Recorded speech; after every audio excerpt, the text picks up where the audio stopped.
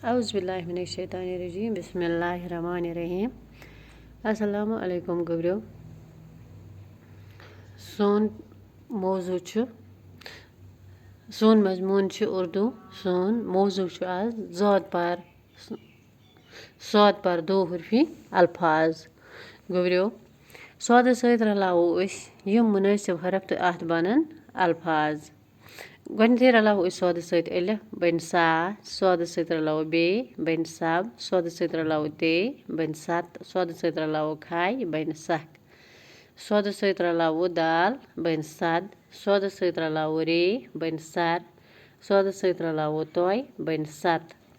Iti pur ralawo is sood sait en ben sa sood sait gand sag sood sait fe sap sood sait kaf sak sood sait lam sal sood sait mim sam sood sait ye si sood sait buriye se.